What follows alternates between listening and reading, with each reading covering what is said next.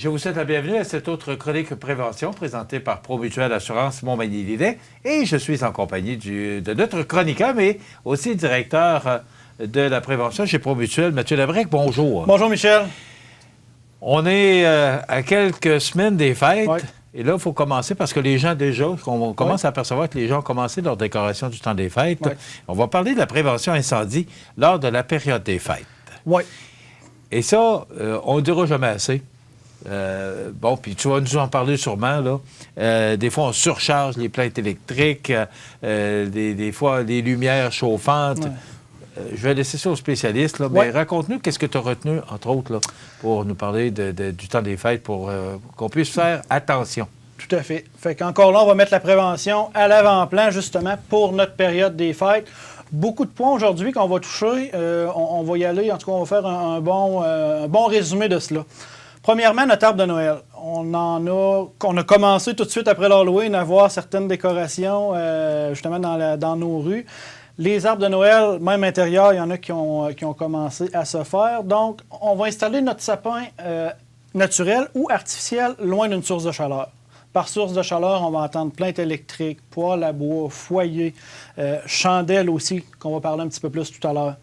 On va placer notre sapin naturel dans, justement, un récipient rempli d'eau, puis on va s'assurer de l'arroser à tous les jours aussi.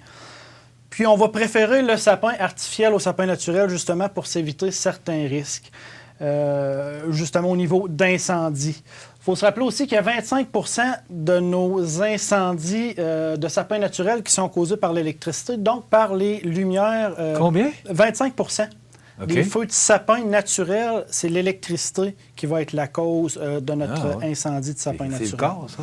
Oui, quand même, très important. Puis on se rappelle, là, c'est un sapin naturel, c'est pas quelques minutes que ça lui prend à s'enflammer au complet. On parle là d'un 10 à 30 secondes, là, justement, un sapin qui va être sec, qui va s'enflammer, puis là, à ce moment-là, il va enflammer tout On le voit dans les films, hein, des fois. C'est incroyable de voir la rapidité que le feu s'étend sur le sapin. Là. C'est impressionnant. Au niveau de nos lumières décoratives, encore là, différents types de lumières décoratives, on s'assure qu'elles soient approuvées par des homologués, qu'on va dire, par justement des laboratoires d'homologation. Donc, bien souvent, ça va être homologation CSA, ULC. On s'assure qu'elles soient installées selon les directives du fabricant. Il y en a pour l'extérieur, il y en a pour l'intérieur. Là, j'ai emmené seulement 2 modèles, mais on s'assure d'installer le bon modèle au bon endroit, simplement. On s'assure aussi qu'il soit en bon état, justement, que nos fiches, par exemple... Mais ça chauffe moins, ces petites lumières-là, que les plus grosses lumières de Noël. Là. Que les anciennes, effectivement. Les anciennes ampoules, là, ouais. C'est ça, ouais. Que j'ai encore, d'ailleurs, moi, pour mon sapin à l'extérieur. L'année passée, je les avais amenés. Cette année, je les ai laissés de côté. Mais effectivement, on avait à ce moment-là des plus grands globes qui, eux, projetaient de la chaleur. Donc, encore là, c'est important. Si le fabricant disait de ne pas les installer à l'intérieur, de ne pas les installer à l'intérieur. Puis, de préférence, on va les déconnecter lorsqu'on s'absente de la maison ou lorsqu'on s'en va au lit, par exemple. Un bon moyen, ça peut être avec un minuteur, justement, qu'on va venir régler pour s'assurer de les éteindre, qu'elles s'éteignent d'elles-mêmes. Par la suite, nos rallonges électriques, encore là, différents types de rallonges électriques. Encore là, il y en a qui sont faites pour être installées, bon, tout dépendant de l'usage intérieur-extérieur. On s'assure encore là qu'elles soient en bon état. On voit juste à voir la couleur de celui-là qui était d'un beau blanc à l'époque, qui a jauni. Donc, ça nous montre que celle-là, je la garde plus pour les formations que pour bon, ça, on trouve ça normalement chez Dollarama, BMR ou peu importe. Là. Mais là, je vois qu'il n'y a pas de papier d'homologation. Est-ce que c'est conforme, ça? Normalement, ils vont être homologués. Si je regarde sur ma rallonge... OK, il n'y a pas de petit papier. OK, c'est marqué là. J'ai mon petit logo aussi. Ce qui arrive avec nos petits papiers, bien souvent, bon, avec les intempéries, on va les perdre. Puis celui-là, a vraiment plusieurs années. Je m'en sers plus pour la formation. Donc, il y a... Donc, il faut regarder... OK, sur la prise. Sur la prise. Vérifier avant pour être certain. C'est vérifié aussi. Et de toute façon, moi, je me dis, si ça se vend en magasin, c'est parce que c'est homologué, là. Oui, normalement, oui. Il faut faire attention peut-être au Amazon pour pas les nommer ou des achats qu'on ferait, par exemple, là, en tout cas sur Internet. S'assurer vraiment que ça soit homologué. Aussi, on utilise seulement une rallonge à la fois, donc on ne vient pas mettre une rallonge dans une rallonge dans une rallonge. C'est pas conçu pour ça. C'est des choses qu'on voit. Donc, on s'assure vraiment d'avoir la bonne longueur, en fin de compte, pour notre rallonge. Encore là, s'assurer qu'elle soit en bon état. Ne pas les brocher ou les clouer non plus. Oui. À l'extérieur, des fois, on va voir ça. Les gens vont se dire on va le brocher, mais ça peut venir endommager justement notre gaine, puis venir toucher notre câblage électrique. À ce moment-là, il peut y avoir des risques d'incendie. On ne surcharge pas non plus nos circuits électriques. Encore là, on veut utiliser de préférence une barre d'alimentation, comme ça, barre d'alimentation qui va être approuvée. Ici, pour que ça soit plus facile, je l'avais souligné en rouge, en fin de compte, l'homologation, puis les directives d'utilisation. Encore là, on ne vient pas placer une rallonge dans notre barre d'alimentation pour alimenter soit plus loin. Encore là, c'est pas l'usage.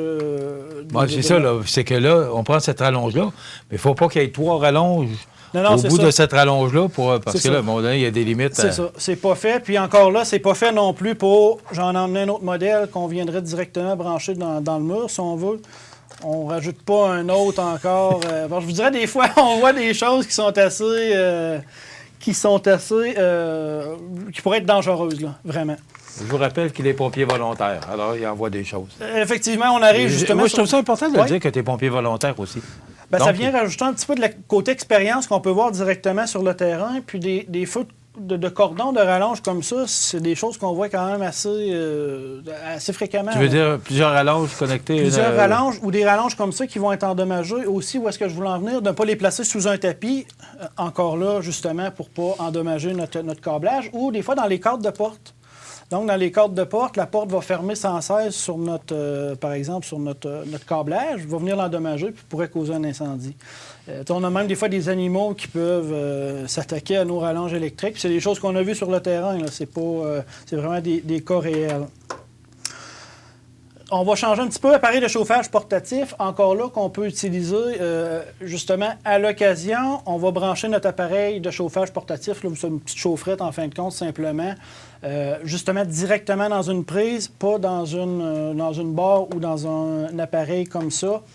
On s'assure qu'elle soit homologuée CSA, ULC. On va l'éteindre la nuit ou avant de quitter notre résidence, puisqu'il faut se rappeler, c'est des appareils qu'on utilise de façon temporaire. Si on l'utilise tout le temps, bien, on devrait aller vers un appareil permanent, une plainte électrique, un convecteur, puis faire appel à un électricien. On éloigne aussi toute matière combustible de cet appareil de chauffage-là portatif. Au niveau de nos bougies maintenant, donc j'ai un beau centre de table qu'on pourrait mettre sur notre centre de table, justement, sur notre table avec les invités. Centre de table combustible, encore là, on a des belles décorations combustibles. Je dirais que ce n'est pas du naturel, j'ai pris du artificiel, là, mais il y en a qui pourraient se faire un bel arrangement avec des belles branches de sapin, des belles branches d'épinette. Venir placer des bougies sur ça, risque très, très important d'incendie. À ce moment-là, ce qu'on va privilégier, c'est vraiment soit des appareils comme ça, là, je l'ai amené comme ça, mais avec une bougie... ça, c'est sécuritaire. Là. Ça, c'est sécuritaire. C'est une bougie vraiment électrique. Ah, c'est ça que c'est peut-être difficile à voir. Ça vient donner un effet flamme, très sécuritaire. Même si on l'accroche, peut attendre, il n'y a rien de dangereux ça dans fait ça. le même job qu'une flamme. Effectivement, qu'une flamme. Ah, oui. Donc, ça peut être une bonne option, justement, plus sécuritaire. Ou justement avec un récipient comme ça. Moi, j'aime ça quand tu arrives avec des exemples. Là. Ça Oui, me permet de voir. Là. Fait que récipient comme ça qu'on va placer, il n'y a pas de risque de renversement. Puis à ce moment-là, ça va être un petit lampion qu'on va mettre, donc notre flamme va être protégée. Une petite chandelle dans une chose d'aluminium? Oui, effectivement. Ouais. Fait que notre flamme va être protégée. Plus difficile, on le voit ici, plus difficile à renverser, justement. Okay. Ça, il n'y a pas de danger parce que c'est... C'est un genre de céramique, là. Okay. Pour vous montrer comme il faut, là, à l'intérieur. Encore là, manière les plus sécuritaires, on fait attention à toutes nos matières combustibles. Ça, c'est parce qu'il n'y a rien pour tenir la chandelle, là? Il n'y a rien pour tenir la chandelle. On a des combustibles qui sont à proximité. Juste me le montrer qu'on le montre aux gens qui regardent. Regardez, il n'y a rien, absolument rien pour tenir la chandelle.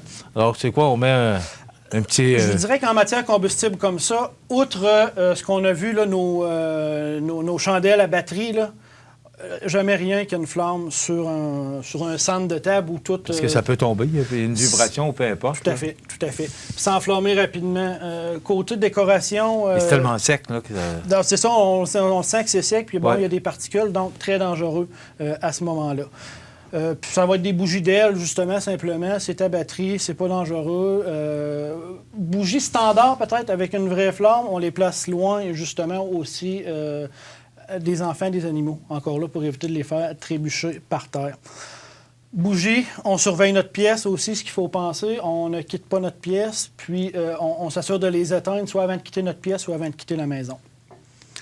Brûleur à fondu, petite parenthèse, bon, fondu qu'on pourrait se faire. Maintenant, ce qu'on va privilégier, c'est vraiment les appareils à fondu électriques, encore là.